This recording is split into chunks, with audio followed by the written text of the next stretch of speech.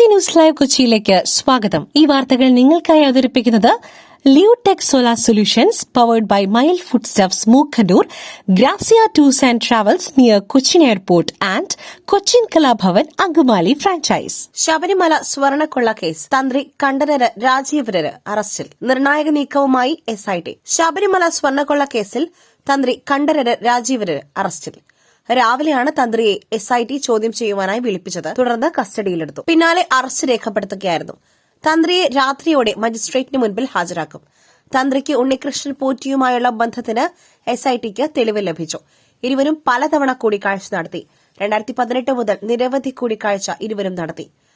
ഉണ്ണികൃഷ്ണൻ പോറ്റിയെ ശബരിമലയിലേക്ക് കൊണ്ടുവന്നതും സ്വാധീനമുണ്ടാക്കിക്കൊടുത്തതും തന്ത്രിയെന്ന് SITക്ക് വിവരം ലഭിച്ചു. ഉണ്ണികൃഷ്ണൻ പലപ്പോഴും നിർണായക തീരുമാനങ്ങൾ എടുക്കുന്നതിനായി തന്ത്രിയുമായി കൂടിക്കാഴ്ച നടത്തിയിരുന്നു. സ്വർണ്ണപ്പാളികൾ പുറത്തേക്ക് കൊണ്ടുപോകുവാൻ ഉണ്ണികൃഷ്ണൻ പോറ്റി പറയുന്നതനുസരിച്ച് തന്ത്രി ഒത്താശ ചെയ്തു എന്നാണ് SITയുടെ കണ്ടെത്തൽ. കമ്മീഷണർ ഓഫീസിന് മുൻപിൽ നിന്നും പോലീസുകാരന്റെ ബൈക്ക് മോഷ്ടിച്ച പ്രതി പിടിയിൽ. തിരുവനന്തപുരം സിറ്റി പോലീസ് കമ്മീഷണറുടെ ഓഫീസിൽ നിന്നും ബൈക്ക് മോഷ്ടിച്ച പ്രതി പിടിയിൽ. മുടവൻമുകൾ സ്വദേശി അമൽ സുരേഷാണ് പോലീസിന്റെ പിടിയിലായത്. നേരത്തെയും അമലിനെ മോഷണ കേസിൽ പോലീസ് കസ്റ്റഡിയിൽ എടുത്തിട്ടുണ്ട്. നിയമസഭാ തെരഞ്ഞെടുപ്പിന് മുന്നോടിയായി മേഖലാ ജാഥകളുമായി LDF ഫെബ്രുവരി 1 മുതൽ 15 വരെ 3 മേഖലകളിലായി ജാഥ നടത്തും. ഫെബ്രുവരി 1 വടക്കൻ മേഖലാ ജാഥയും 4 തെക്കൻ മേഖലാ ജാഥയും 6 മധ്യമേഖലാ ജാഥയും നടക്കും. MV ഗോവിന്ദനും ബിനോയ് വിശ്വവും ജോസ് കെ മാണിയുമായിരിക്കും ജാഥ ക്യാപ്റ്റന്മാർ. തിരഞ്ഞെടുപ്പ് ഒരുക്കങ്ങൾ ചർച്ച ചെയ്യുന്നതിനുള്ള LDF യോഗം തിരുവനന്തപുരത്ത് ചേർന്നു. ഇതിലാണ് തീരുമാനം. മിഷൻ 110 ഇടതുമുന്നണി യോഗത്തിൽ മുഖ്യമന്ത്രി അവതരിപ്പിച്ചു. 110 മണ്ഡലങ്ങളിൽ വിജയിക്കുവാൻ ലക്ഷ്യമിട്ട് പ്രവർത്തിക്കണം എന്നാണ് നിർദ്ദേശം. SIT പ്രവർത്തിക്കുന്നത് പൂർണ്ണ സ്വാതന്ത്ര്യത്തോടെ. രാഷ്ട്രീയ സമ്മർദ്ദം ഇല്ല DGP. ശബരിമല സ്വർണ്ണപ്പാളി കേസിൽ പ്രത്യേക അന്വേഷണ സംഘത്തിനുമേൽ ഒരു സമ്മർദ്ദവും ഉണ്ടായിട്ടില്ലെന്ന് സംസ്ഥാന പോലീസ് മേധാവി റവാഡ ചന്ദ്രശേഖർ. SIT ഹൈക്കോടതിയുടെ മേൽനോട്ടത്തിലാണ് പ്രവർത്തിക്കുന്നത്. പൂർണ്ണ സ്വാതന്ത്ര്യത്തോടെയാണ് പ്രവർത്തിക്കുന്നത്. ഹൈക്കോടതി SIT അന്വേഷണത്തിൽ തൃപ്തരാണെന്ന് സംസ്ഥാന പോലീസ് മേധാവി പറഞ്ഞു. ലഭിക്കുന്ന തെളിവുകളുടെ അടിസ്ഥാനത്തിൽ അന്വേഷണം മുന്നോട്ടു പോകുമെന്ന് സംസ്ഥാന പോലീസ് മേധാവി വ്യക്തമാക്കി. കൂടുതൽ അറസ്റ്റുകൾ ഉണ്ടാകുമോ എന്ന ചോദ്യത്തിന് തെളിവുകൾ പരിശോധിച്ച് നടപടിയുണ്ടാകും എന്നായിരുന്നു DGPയുടെ മറുപടി. അന്വേഷണം ശരിയായ ദിശയിലാണ് പോകുന്നത്. അന്വേഷണ റിപ്പോർട്ട് ഹൈക്കോടതിയിൽ സമർപ്പിക്കുന്നുണ്ടെന്നും DGP മാധ്യമങ്ങളോട് വ്യക്തമാക്കി. കോതമംഗലത്ത് മത്സരിക്കാനില്ല. ഇത്തവണയും മൂവാറ്റുപുഴ തന്നെ മാത്യു കുഴൽനാടൻ. നിയമസഭാ തെരഞ്ഞെടുപ്പിൽ കോതമംഗലത്ത് മത്സരിക്കുമെന്ന അഭ്യൂഹങ്ങൾ തള്ളി Mathew Kuzhalnadan MLA.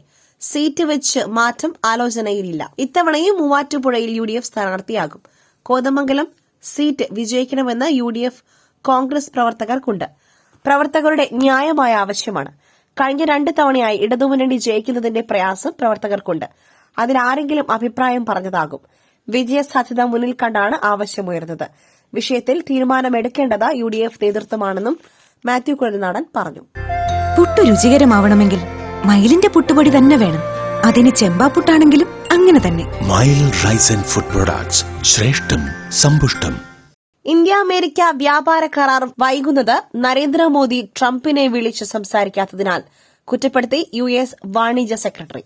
India America വ്യാപാര കരാർ വൈകുന്നതിൽ പ്രധാനമന്ത്രി നരേന്ദ്രമോദിയെ പഴിച്ച് അമേരിക്ക. പ്രധാനമന്ത്രി നരേന്ദ്രമോദി ഡൊണാൾഡ് ട്രംപിനെ വിളിച്ച് സംസാരിക്കാത്തതുകൊണ്ടാണ് കരാർ യാഥാർത്ഥ്യമാകാത്തതെന്ന് US വാണിജ്യ സെക്രട്ടറി കുറ്റപ്പെടുത്തി. ഇക്കഴിഞ്ഞ നവംബറിൽ ഇന്ത്യ അമേരിക്ക വ്യാപാര കരാർ യാഥാർത്ഥ്യമാകുമെന്നായിരുന്നു റിപ്പോർട്ടുകൾ. വ്യാപാര കരാറിൽ പ്രതീക്ഷിച്ച പുരോഗതി കൈവരിക്കാതിരുന്നതിനെ തുടർന്ന് ട്രംപ് ഇന്ത്യയ്ക്കുള്ള ഇറക്കുമതി തീരുവ വർദ്ധിപ്പിച്ചതും റഷ്യ എണ്ണ ഇറക്കുമതി ചെയ്യുന്നുവെന്നാരോപിച്ച് പിഴ തീരുവ ചുമത്തിയതും ഇന്ത്യയും അമേരിക്കയും തമ്മിലുള്ള ബന്ധത്തിൽ വിള്ളൽ വീഴ്ത്തിയിരുന്നു. ഇതിന് പിന്നാലെയാണ് ഇന്നലെ ഒരു മാധ്യമത്തിന് നൽകിയ അഭിമുഖത്തിൽ ഇന്ത്യ അമേരിക്ക വ്യാപാര കരാർ യാഥാർത്ഥ്യമാകാതിരുന്നതിന് കാരണം കഴിഞ്ഞ ജൂലൈയിൽ പ്രധാനമന്ത്രി നരേന്ദ്രമോദി ഡൊണാൾഡ് ട്രംപുമായി സംസാരിക്കുവാൻ വിസമ്മതിച്ചതിനാലാണെന്ന് വാണിജ്യകാര്യ സെക്രട്ടറി ഹോവാർഡ് ലുട്നിക് വ്യക്തമാക്കിയിരിക്കുന്നത്. 12,000 കോടിയോളം കേന്ദ്രത്തിൽ നിന്നും കിട്ടാനുണ്ട്. ഇതുവരെ ആകെ വെട്ടിക്കുറച്ചത് 17,000 കോടിയോളം രൂപ കെ.എൻ. ബാലഗോപാൽ. കേരളത്തിന് 12,000 കോടിയോളം രൂപ കേന്ദ്രത്തിൽ നിന്നും കിട്ടാനുണ്ടെന്ന് ധനമന്ത്രി കെ.എൻ. ബാലഗോപാൽ. ഇതിന്റെ പകുതിയോളം വെട്ടിക്കുറച്ചു. ഇതുവരെ ആകെ വെട്ടിക്കുറച്ചത് 17,000 കോടിയോളം രൂപയാണ്. ഏറ്റവും അവസാനത്തെ 3 മാസമാണ് ഇങ്ങനെ വെട്ടിക്കുറച്ചത്. നാളെ ഡൽഹിയിൽ കേന്ദ്ര ധനകാര്യമന്ത്രിയുമായി സംസ്ഥാന ധനകാര്യമന്ത്രിമാരുടെ യോഗം നടക്കും. ജനങ്ങൾ കേന്ദ്ര ഗവൺമെന്റ് ഇങ്ങനെ കാണിക്കുന്നത് അറിയണം. ഫൈനലിൽ ഓവറിൽ കളി നിയമങ്ങൾ തെറ്റിക്കുന്നു. സാമ്പത്തിക വർഷത്തിന്റെ അവസാനവും തെരഞ്ഞെടുപ്പ് അടുത്തിരിക്കുന്ന ഘട്ടത്തിൽ കൂടിയാണ് തുക കേന്ദ്രം വെട്ടിക്കുറച്ചത്. ഇത്രയും തുക വെട്ടിക്കുറച്ചിട്ടും സംസ്ഥാനം മുന്നോട്ടു പോകുന്നു. ഇത് സർക്കാരിന്റെ പ്രശ്നം അല്ല, ഇത് കേരളത്തിന്റെ ഒന്നടങ്കമായ പ്രശ്നമാണ്. UDF ഇക്കാര്യം കേന്ദ്രത്തിൽ ഉന്നയിക്കണം. സ്വന്തം വരുമാനത്തിൽ കേരളം സാമ്പത്തിക മുന്നേറ്റം ഉണ്ടാക്കി. ആളോഹരി വരുമാനം മെച്ചപ്പെട്ടു.